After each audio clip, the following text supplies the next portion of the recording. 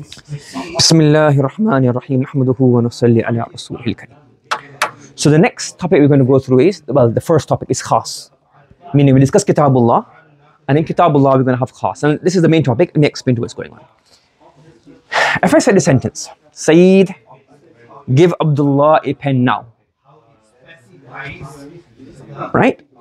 Now, if Saeed, brother Saeed, said, did you give Abdullah a pen? He said, no. I said, why not? Oh, I didn't know you meant me. It's like, how do you not know I meant you? I said, Saeed, that's your name. Are you following? Okay, but I asked him, Saeed, did you give Abdullah the pen? He said, no, I gave it to Abdul Rahman. Why did you give Abdul Rahman? I said, Abdullah. Abdullah has a meaning. Yes? If I said to Saeed, I said, did you give Abdullah a pen? No, I took his pen. Why do you take the pen for? I said give. Like, why do you not, you know what give means? Yes? You give him a pencil. It's like, why give him a pencil for? I said pen. Like, did you give it to him? No, I'll give it later. But I said now. So, this sentence is based on a lot of interesting rulings, but we know the meaning. So, when we have a word or a sentence, how do we derive ma'na from the sentence? Because words are just carriers of meanings. So when there's a Quran, English example, so now we know that when it says Saeed, it refers to one person. The word give has a meaning. Abdullah refers to a particular person. A pen, if you ask me which pen, I said give a pen. So the word a pen has its own meaning, isn't it, within it? What's that calling Arabic later on? Yes? If I said, for example, if I said give Abdullah a pen, and he gives you a blue pen, I can't get angry at him and say, well, why do you give him a blue pen? I said black pen. But he said a pen means any pen. So each of these words has its own connotations. So what we're going to study in Kitabullah at the beginning is how do we understand the language of the Quran to deduce rulings to understand what is the murad of Allah subhanahu wa ta'ala, or what we think is the murad of Allah subhanahu wa ta'ala. Okay? For example, let's see here. We have here, faman. So okay, who does man refer to? Am I included? Like it is man.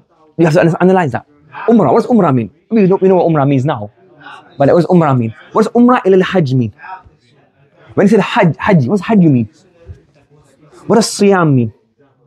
Can it be Thalath? Can it be two? It says Thalatha. When it says Thalatha Ayyam, what does fi mean? Is it in Hajj? Is it in Hajj, before Hajj, after Hajj? What does these words? 7. Can it be 6? Does it have to be 8? That's 2, sorry. You get it? Raja'atum. What does Raja'a mean? Raja'a from where? Raja'a ila where?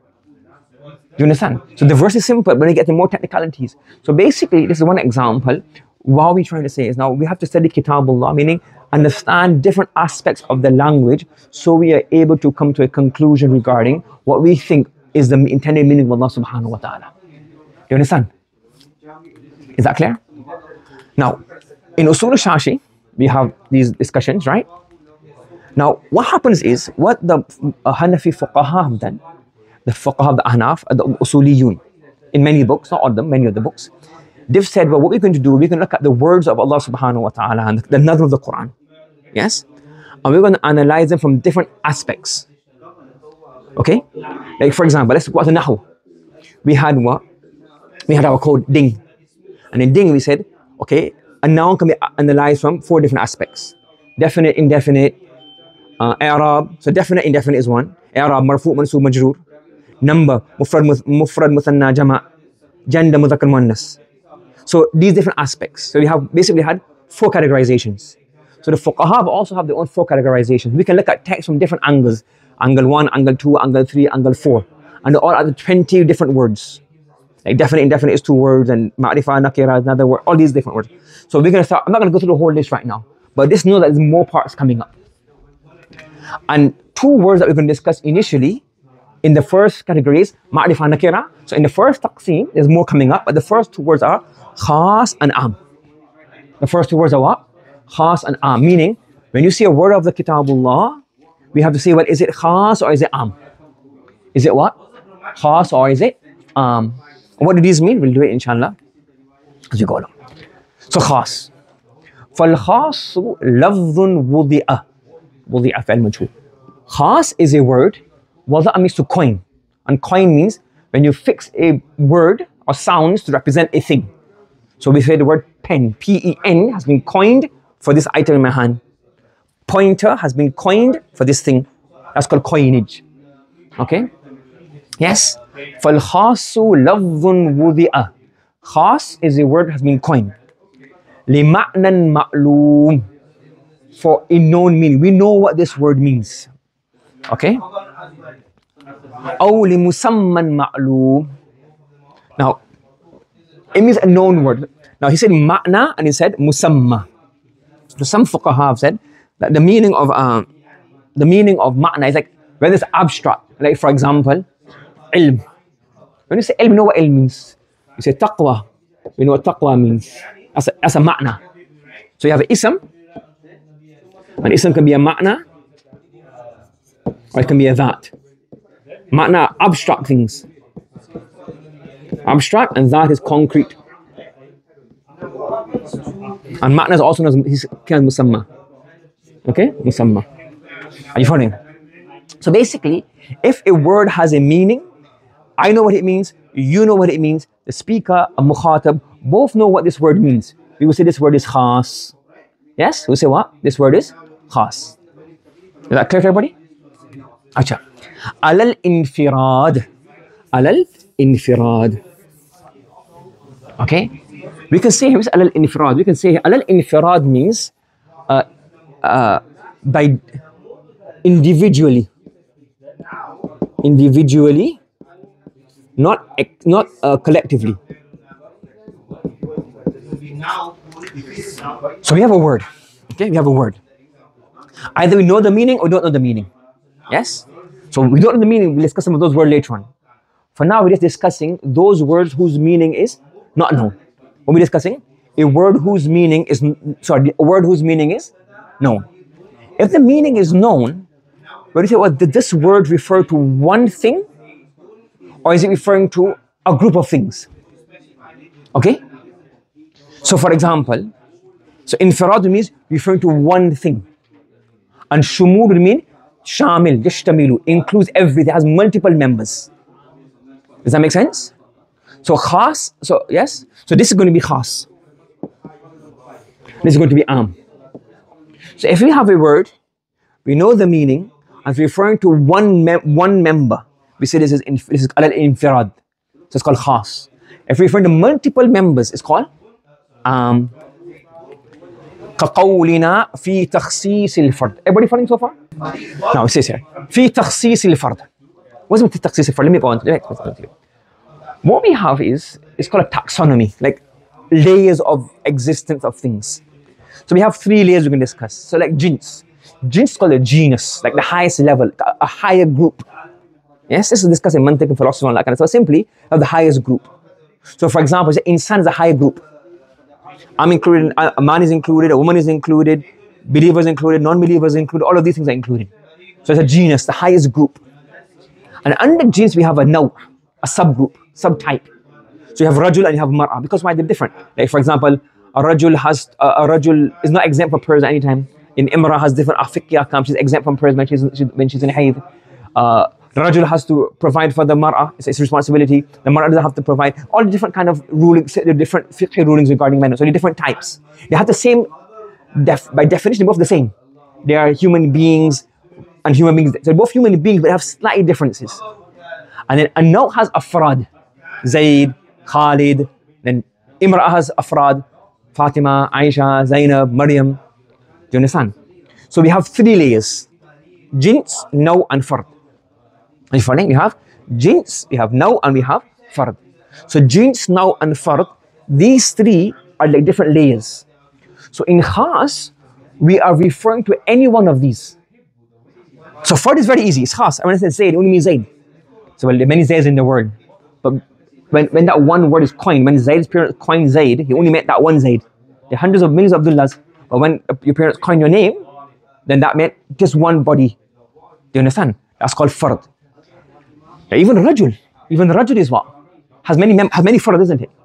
But when you say in a khas mean, I'm not referring to its members, I'm referring to Rajul, not Imra'ah.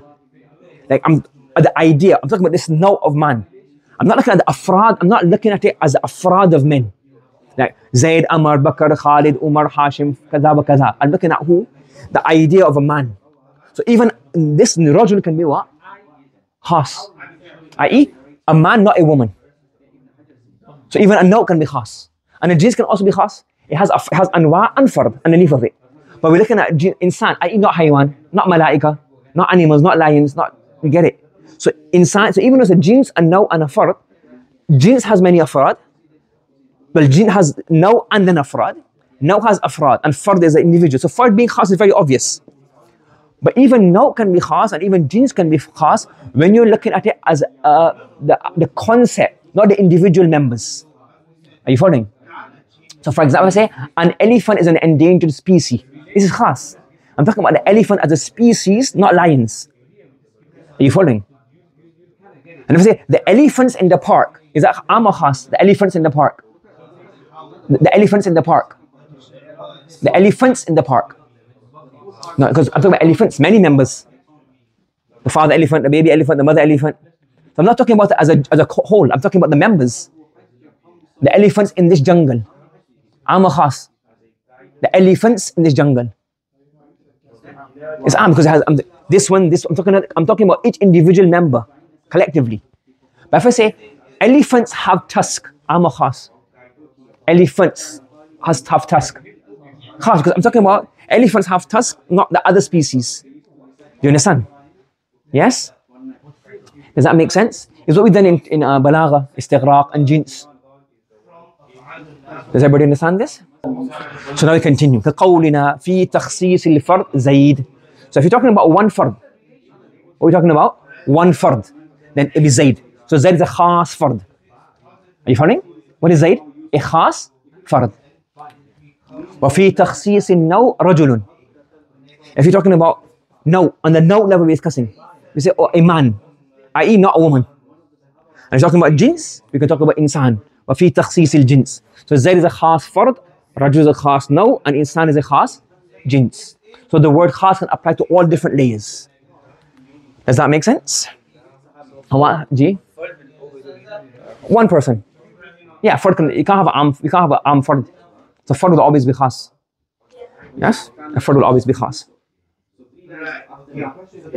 Yes? Yeah? Okay.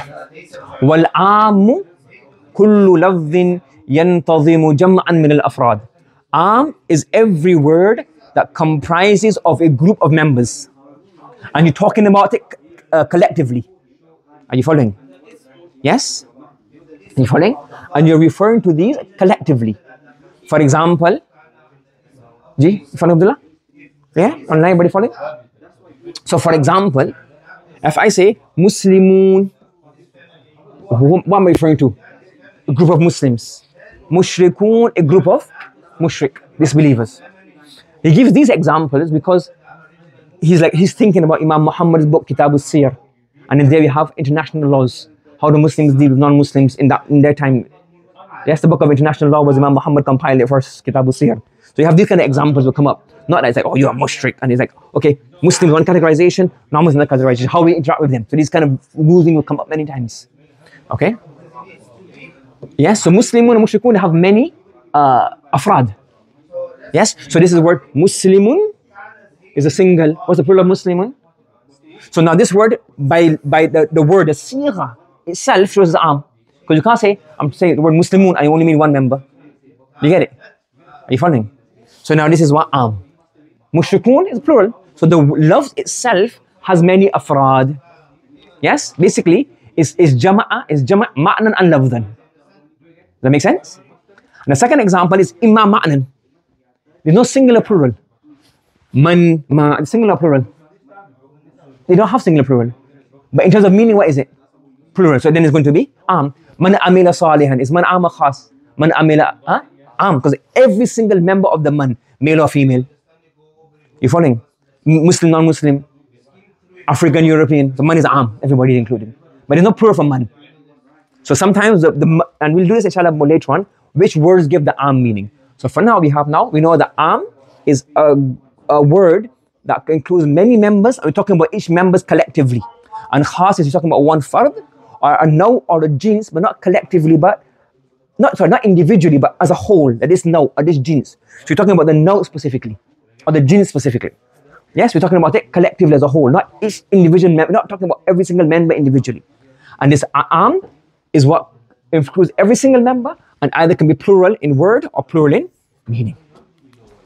And then inshallah tomorrow we discuss the rulings of khas. Bismillahir Rahmanir Rahim. Nahmaduhu wa nasalli ala rasulihil kareem. So yesterday we discussed the definition of khas and the definition of am. Okay. Now what's the hukm of a khas? So he says here, وَحُكْمُ الْخَاصِ مِنَ الْكِتَابِ. If you have a khas word in the Quran, and khas is what? A word, khas and am are both words whose meaning are known. Khas refers to individuals, whether a particular one person, one note, or one jins. And am refers to that which has multiple members. And we'll be looking at it from a member perspective, not as a whole perspective. Okay? Yes? So in khas, if you have a word that is khas, what's the hukam? وَحُكْمُ الْخَاصِ مِنَ الْكِتَابِ. If a khas comes in the kitabullah, then what's the hukam? وُجُوبُ الْأَمَلِ بِهِ لَا مَحَالَ. It is necessary to act upon it لَا مَحَالَ, without any delay. And that's takhalluf, meaning whatever that khas is, that meaning has to be implemented. Now to understand this, let me explain this to you. When we have a nas, we have a text. Now this text has two aspects. This text has two aspects. One is called the thubut, one is called the dalalah. Thubut is called the, you can say here, the establishment. Okay? And dalala is its denotation. You say what it denotes. Denotation, or its meaning, a more simpler word. Okay? Example. If I said to you, get it for me. Now, unless you've got some kind of mentally, or you got waswasa, you got shak, and you know you've heard me said, get it for me, don't you? So in terms of thubut, that I said, get it for me, do you have any doubt that I said, get it for me? No. So thubut. But what does it mean? I wasn't here before, or he mentioned two things before. Is it pen or paper? Is it book or kitab? What is it? Are you following? So it's called the dalala. What does the word it refer to? That's the dalala. What does the it mean? So when you have a text, there's two aspects, the thubut and the dalala. Are you following? If I said, if you, for example, you said, Abdullah told me, that Abdul Rahman told me, that Saeed told me, that Zayd told me, that Manana said, get the paper for me. Now you know for sure that the it now means paper. But there's so many links in between, you say, well, Zayd, sometimes he hears something and he just mixes it up. So now the thubut is not, you're not sure about the thubut. But you know that he said the word paper. You following? So thubut and dalala, they're these two things. Now, and each of these have, do you understand that? Everybody following one line? Thubut and dalala? Now, both of these have two aspects. Qat'i is like, we're 100% sure. And dhanni is then, we're not 100% sure. And dhanni can have different varying levels and how strong the dhan is. So a nas has two aspects. It's thubut and it's dalala. The Quran, we believe that the Quran is what? Every single letter, every single harf of the Quran is qat'i thubut. In its thubut is qat'i. The Prophet sallallahu alayhi wa sallam recited alif lam mim dhalika al-kitabu la rayba fihi. And that has reached us via Maj transmission. And such Maj transmission, to reject it would be saying, no, you don't have any reason, any doubt whatsoever to reject it. People have raised questions around that, but they'll all be answered. Yes, and we 100% qat'an that this is the words of Rasulullah sallallahu alayhi wa sallam. We have hadith. Some hadith, some ma'ana, like salah, like adhan. Adhan has been transmitted. It's not a nas, it's like an amal. It's been transmitted qat'an, like generation after generation after generation transmitted. Adhan is before salah. So the ruling of adhan is sunnah. But if you reject adhan, there's no such thing as adhan in salah. Close that mic, please. Close that box. That box. Yeah. If we say that that the adhan is qat'iyyuth, thubut means 100% proven. So everybody rejects adhan. So you're rejecting something that's established and needs qat'an. Are you following? Then you have a hadith. Now, some of them give us 100% certainty. Like for example, man kadhaba alayya muta'ammidan. So many Sahaba narrated that we're 100% sure the Prophet said this. So you have variations. Do you understand? You got it? And then you have some which is one transmission, one narrator. So through a beginning stage is one narrator, one sahabi, one tabi. So it's like, okay, if they're honest and truthful and a good memory, it gives a high level of then that is correct. But the possibility of paraphrasing, misunderstanding, forgetfulness, small little elements are there. As like dhanni. And then dalala is denotation. Like, get me a piece of paper. You know what paper means? And wal adiyat dabaha. What's adiyat referring to? So it's proven 100% wal adiyat. But what's it referring to? It's dhanni is dalala. Are these four words clear? So you have, so it has, we say it like this: qat'iyyu thubut, dhanniyu thubut. Qat'iyyu dalala and qat'iyyu dhanniyu dalala. Clear? You understand these four terms? So here, if you go back to this, we're saying here now, وَحُكْمُ الْخَاصِ مِنَ الْكِتَابِ وُجُومُ الْعَمَلِ بِهِ لَا مَحَالَةً. Now, because from kitab is what in terms of thubut? Qat'iyyu thubut. But not all the Quran is qat'iyyu dalala. But al-Khas is qat'iyyu dalala. Why? Because the meaning is known. Okay, so for example, before we go to the examples, okay, we have this Quranic example. فَصِيَامُ ثَلَاثَةِ أَيَّامٍ فِي الْحَجِّ وَسَبْعَةٍ إِذَا رَجَعْتُمْ. Now, this is regarding the fasting and the tamattu, the hajj and tamattu, etc. Don't worry about the meaning. But here, the word thalatha, it has a known meaning. If somebody says, no, thalatha doesn't mean three, it really means two. Say, no. This verse of the Quran, qat'iyyu thubut. And the meaning of three is qat'iyyu dalala. That the word three means nothing else. وَسَبْعَةٍ إِذَا رَجَعْتُمْ. Sab'atin means 1, 2, 3, 4, 5, 6, 7.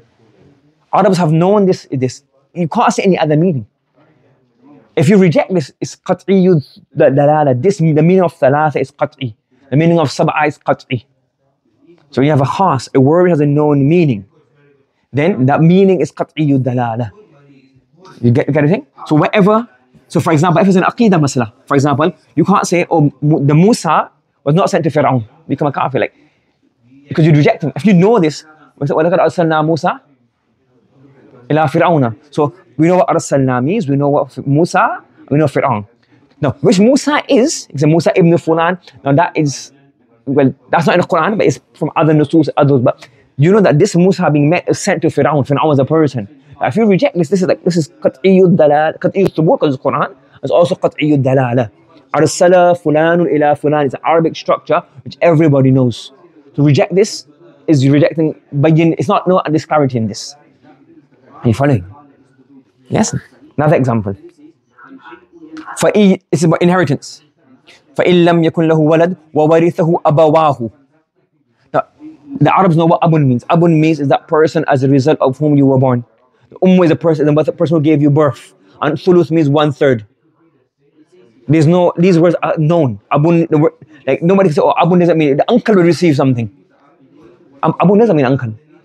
Abun means the person, the father. We discuss majaz later on, but for now, this is the original. You have to go to majaz, have to have a reason to go majaz. But for now, this is the meaning. You can't say, oh, really means sister. Means grandmother. The original meaning of is mother. And thuluth means 1/3, doesn't mean 1/4. Doesn't mean 2/3. Thuluth has a known meaning. These are very simple examples, but there's no problem. But as I said to you before, in the books of Usool, they normally bring about examples. So you understand these examples clearly? Right. They normally bring about examples where there's some kind of ikhtilaf. So to prove that we've used this ruling. So these are examples where there's no ikhtilaf of khas. Now we're going to go to some examples where there's ikhtilaf in the questions that are raised against the Hanafi madhab, and they explain this. Okay? Right. Now. So one was, the first hukam is يَجِبُ الْعَمَلُ بِهِ لَا مَحَالَ. You do amal upon the khas. Whatever the meaning of the khas, you do amal upon this. The second meaning is, okay, if you have a khas in the Kitabullah, you have a khas from the Kitabullah. That means it's qat'iyuth. It's going to be what? Qat'iyuth. Thubut, because Kitabullah. And it's also going to be, khas is going to be what? Qat'iyyu dalala. Okay? If you have a khabar wahid, what does khabar wahid mean? Khabar wahid are those ahadith which have not reached the level of 100% surety. It's not qat'i. Yes? Okay. What this we'll discuss in Sunnah Rasulullah later on. So any kind of hadith Not simply Sahih, because Sahih will mean, okay, the chain is authentic. Yes? But you can have, for example, the Sahabi narrated it, did other Sahaba give fatwa against it, did other Sahaba do amal upon it, the Sahaba himself did amal upon it, which Tabi'i narrated it from which Sahabi, or the fatwa of the Tabi'un. So all of these things, well, it isn't 100% surety. So that's a khabar wahid, khabar of one person. But let's take a general statement. So any hadith or any narration which is not qat'iyyu thubut, qat'iyyu thubut, or a qiyas, a rationale, it goes against the khas, which is stronger. The khas of the kitabullah, the khabar wahid of the qiyas. The Ahnaf say that the Quran is qat'iyyu dalala and khas is qat'iyyu thubut. Sorry, the Quran is qat'iyyu thubut and the khas is qat'iyyu dalala. So when you have a word in the Quran, you can't move, you can't do anything with that. So what will happen if qabala means to come in opposition to it. You want the Quran, the hadith will not come in opposition to it, because the hadith is a shara of the Quran. But it will seem apparent to us at first reading. We say in qabalu, if the khabar wahid comes against the Quran at first thought and apparent reading without depth, because the Quran, the Prophet can't say against the Quran, can he?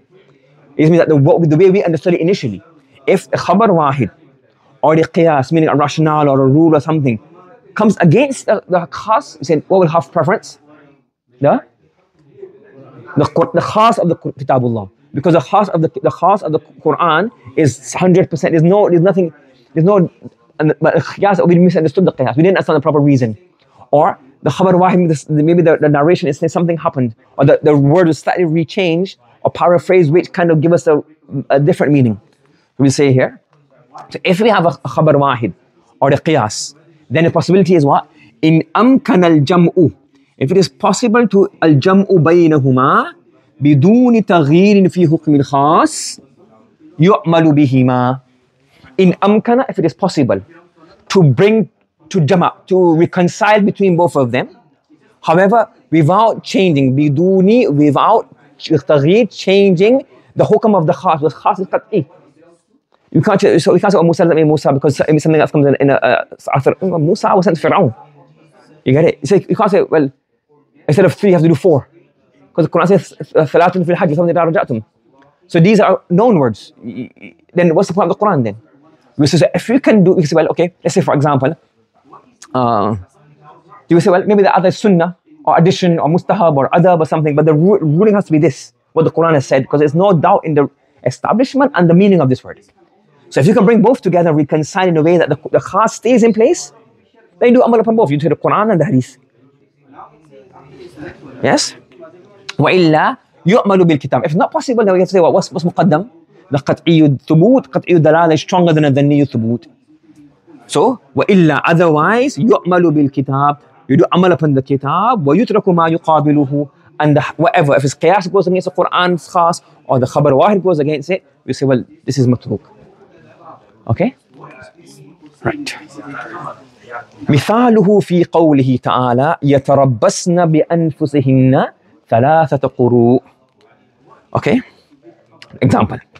This ayah is talking regarding a woman who has been divorced. Okay? So a woman who is divorced, she has to do iddah. Correct? Now the iddah يتربصن بأنفسهن, she has to do iddah for 3 قروء. Okay? Now the word quru has multiple meanings in Arabic. What's that called? Multiple meanings? Synonym, homonym. I don't know which one. Huh? Synonyms, they have the same meaning. Yes? No, not same meanings. Different meaning. One word has 2 meanings. I don't know what it's called now. I forgot what it meant. So like for example, like in our slang, this is wicked. So wicked can mean, this is bad, can have 2 meanings. Depending on the tone of it, this is bad, meaning this is really good. Or this is bad, meaning this is not good. It has opposite meanings. It can have 2 meanings. So the word quru has 2 meanings. But the word thalatha has how many meanings? So the word quru is we discussed it very short. It's called mushtarak. Ishtaraka yashtariku ishtirakan means to share, shirk partners.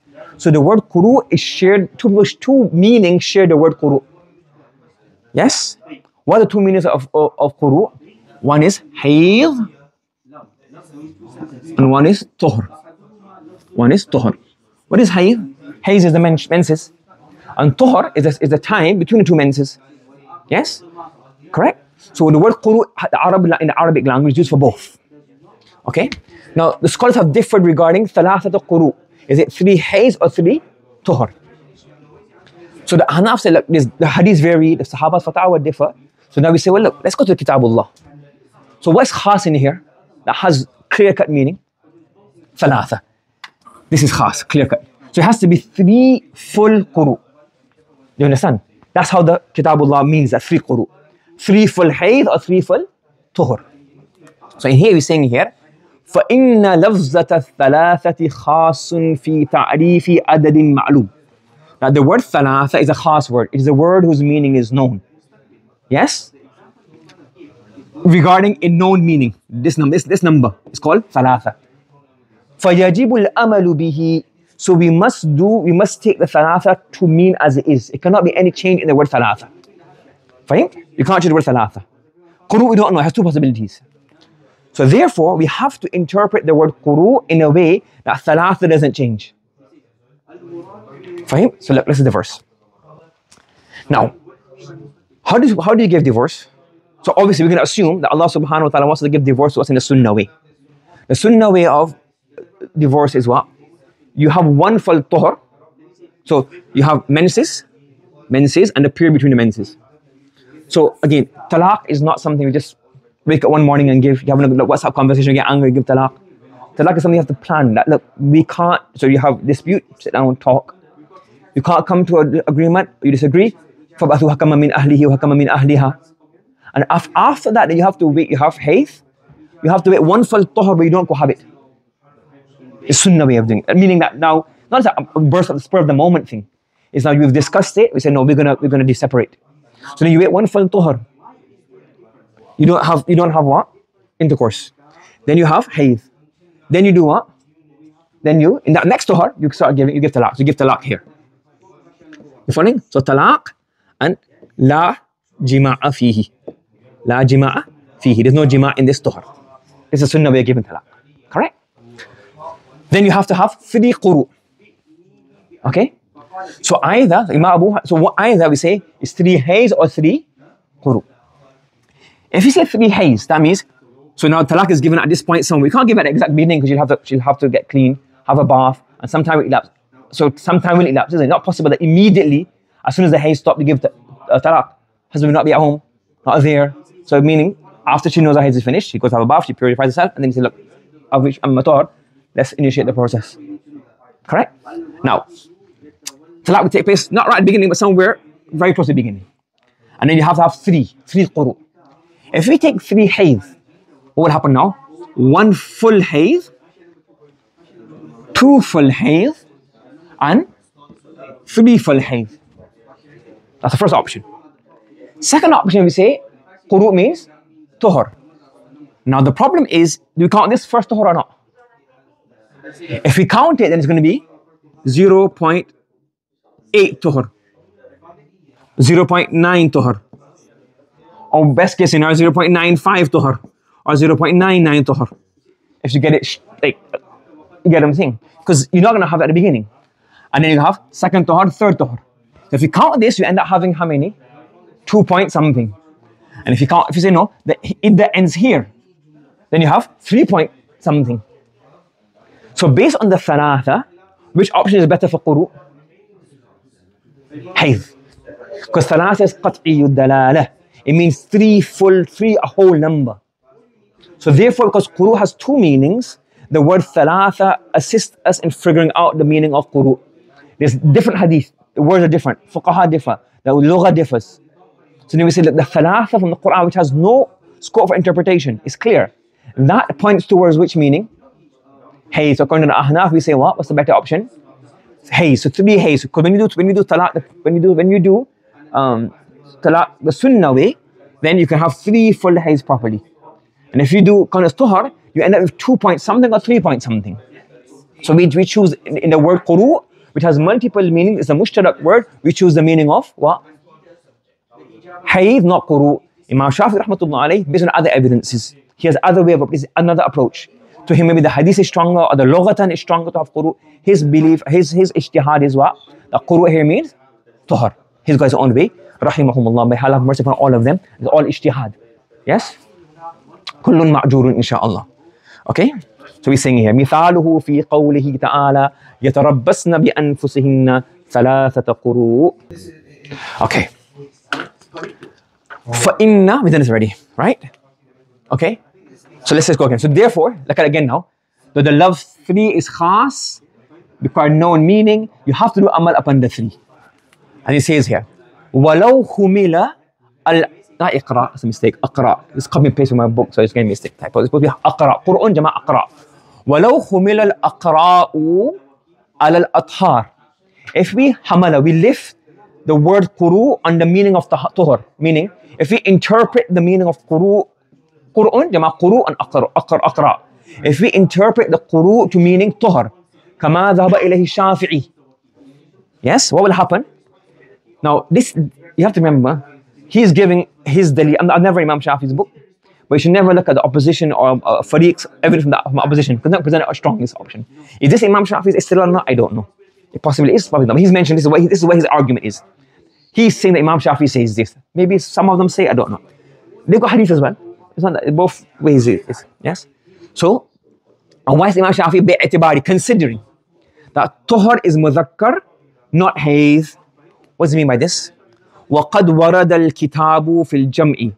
And in the book, in the Kitabullah, in the Quran, warada used, came. It came or it is used in plural with ta'nis. And it has come in the Quran with jama' with ta'nis. So it shows that it's a jam'ul mudhakkar wa huwa tuhur. Let me explain this to you. We have thalathata quru. When we're using numbers, what do we use?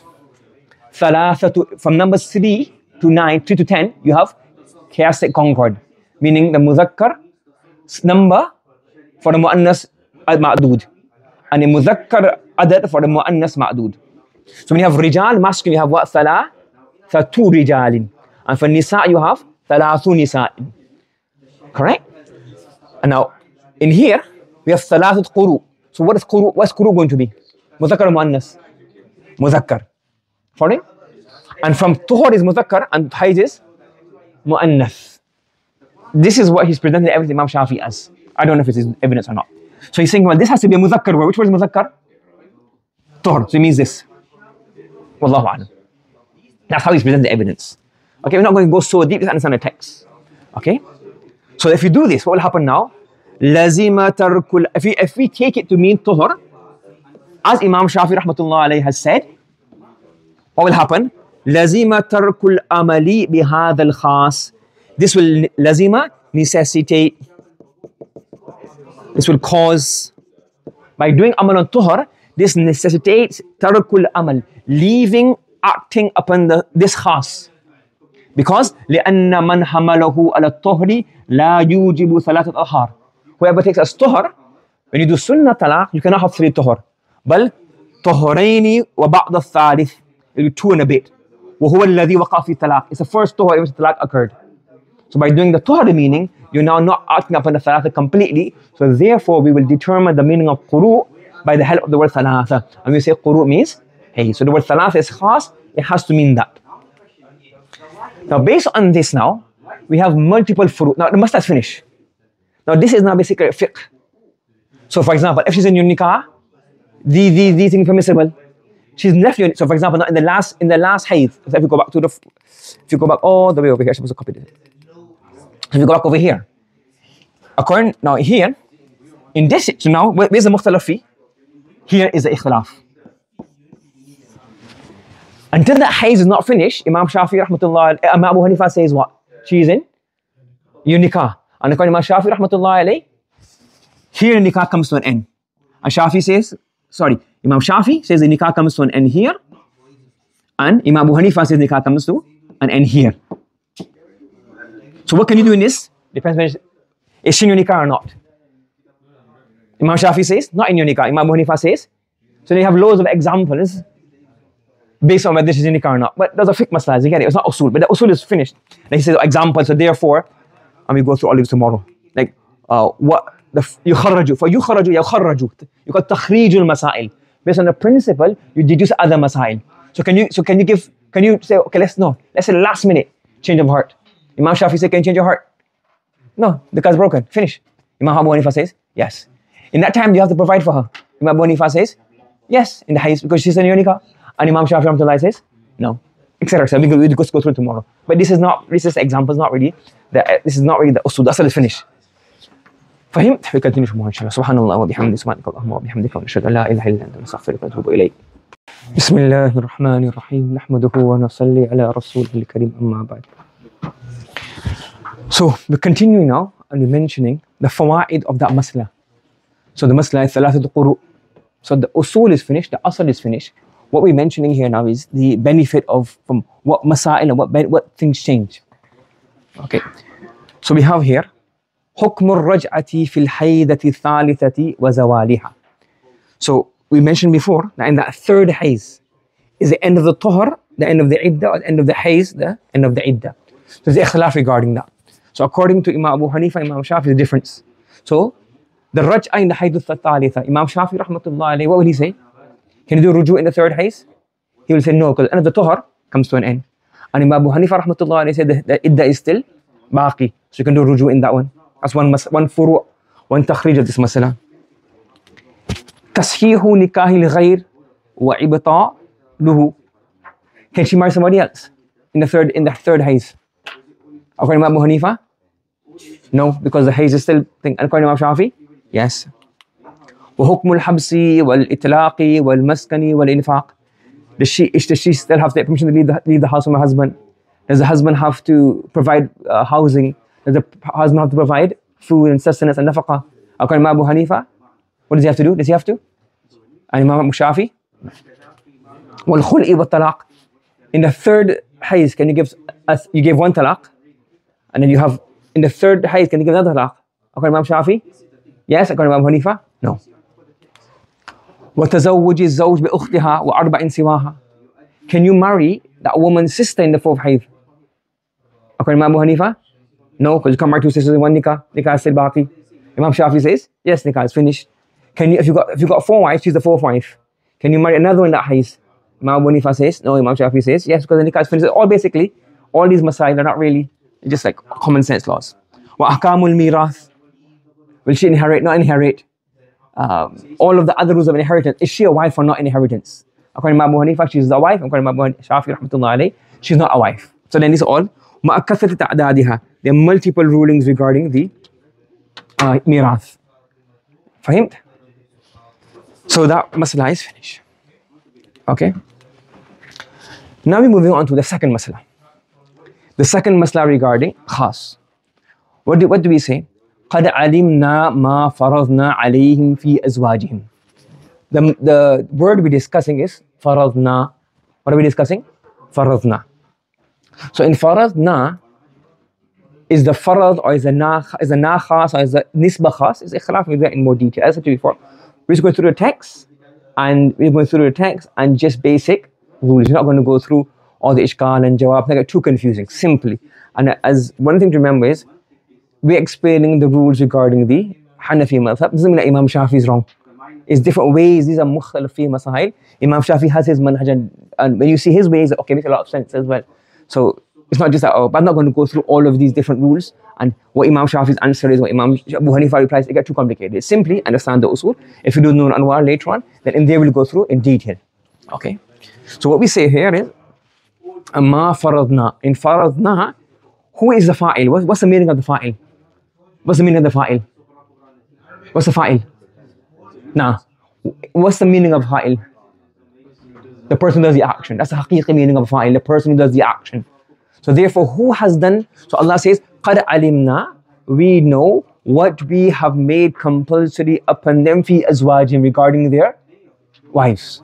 So who has made compulsory upon the husbands the mahr?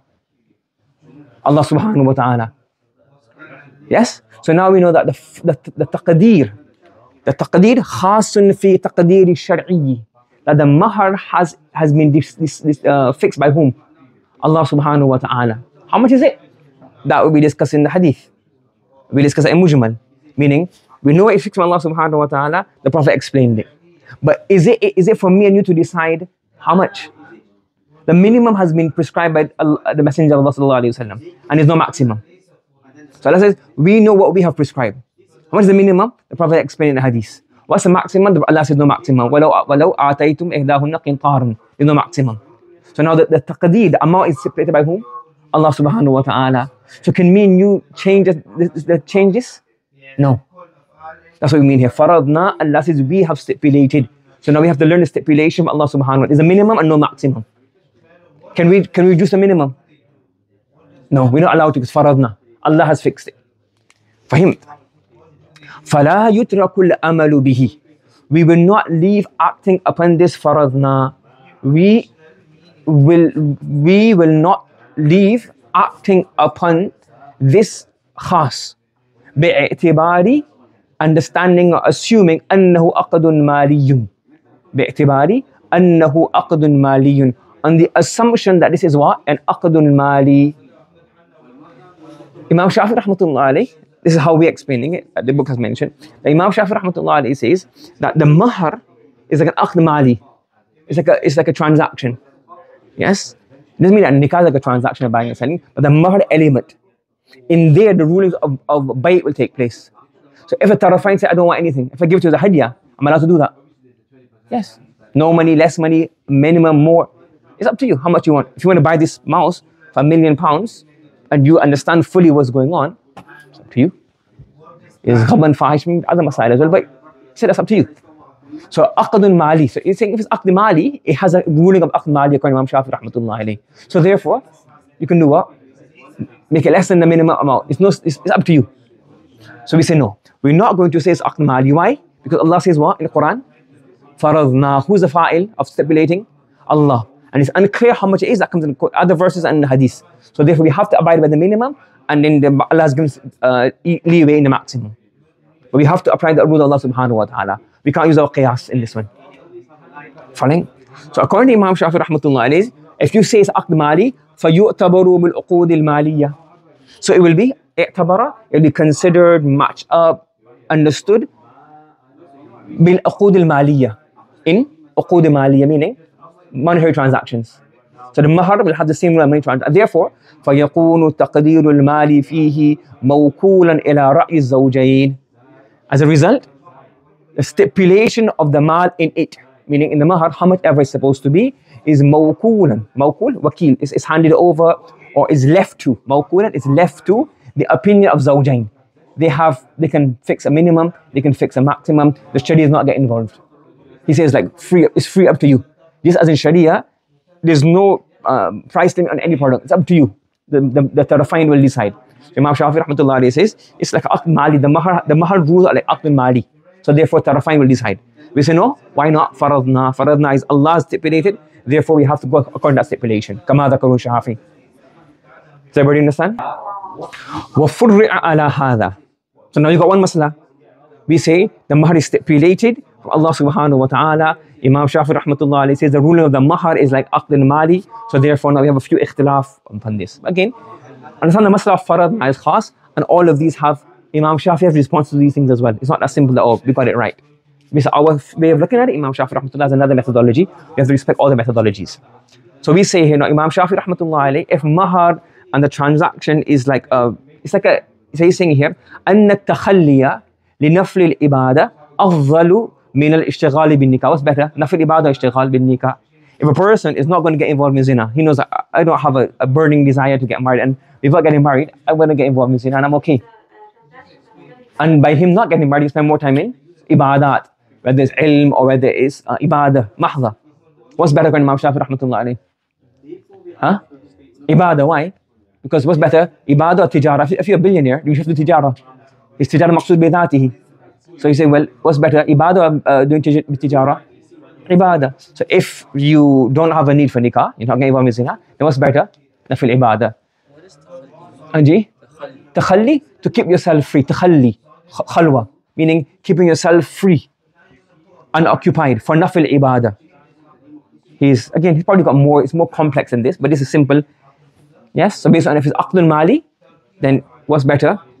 Takhalli lil ibadah. Imam Shafi rahmatullah alayhi said, ashtighal bin nikah is marjuh. Ahnaf say no, it's faradna, it's a taqdeem Allah subhanahu wa ta'ala.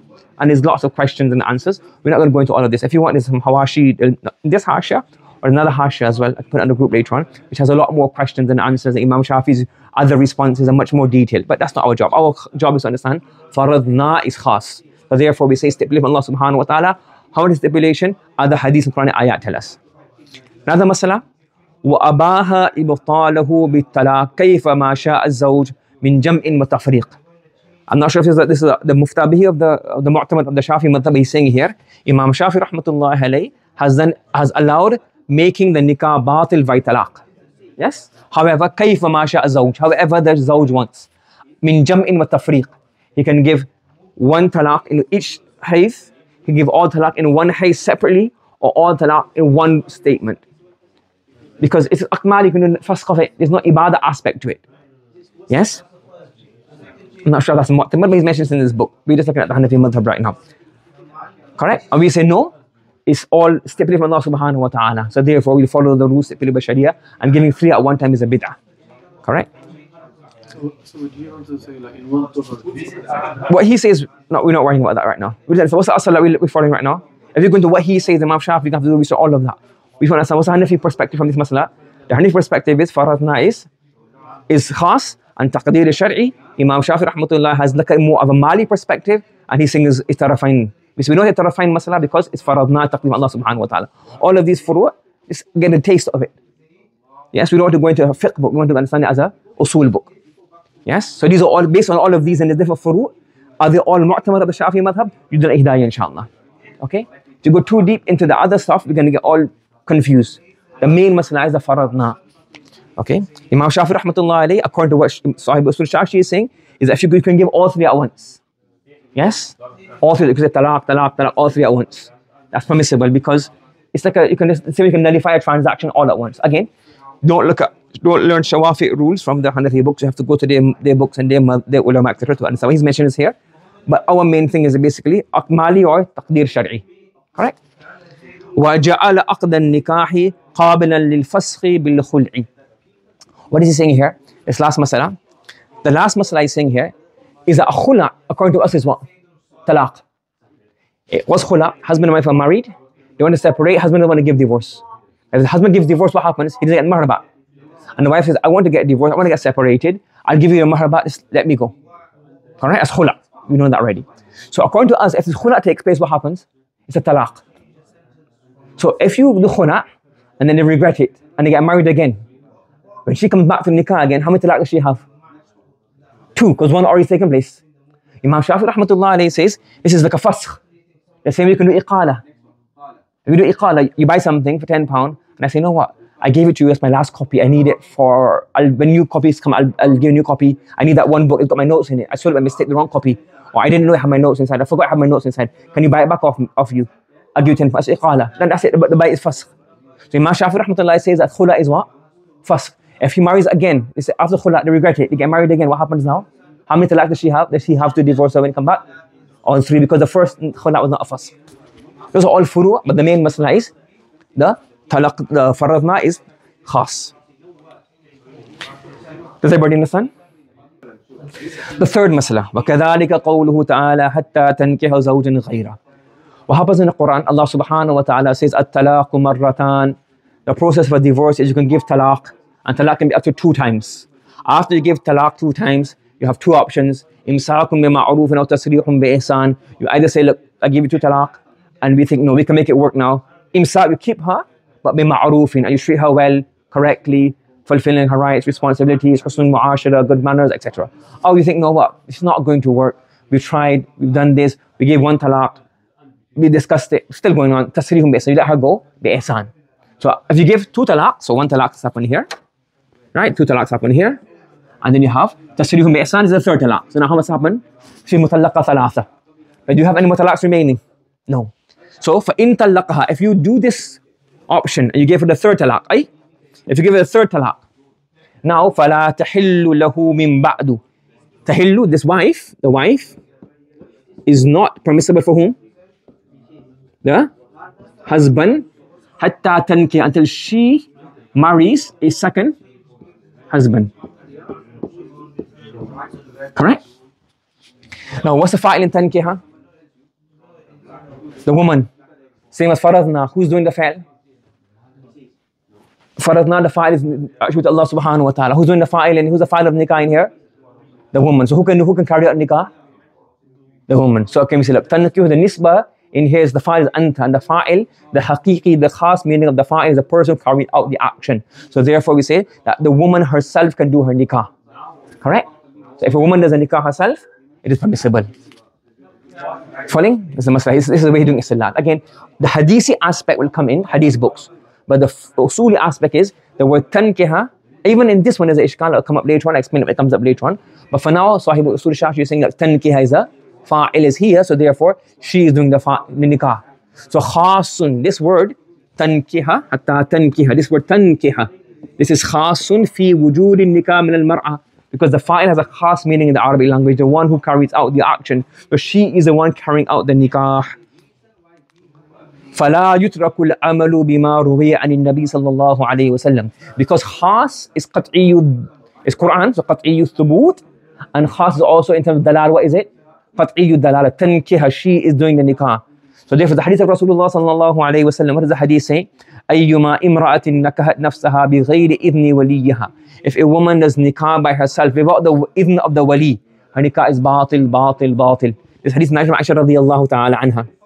We didn't say Bukhari already, that what? What's the answer? That Aisha radiyallahu ta'ala anha, she also performed a nikah of somebody without the wali being present. So Aisha radiyallahu ta'ala anha, she also didn't do amal upon this hadith.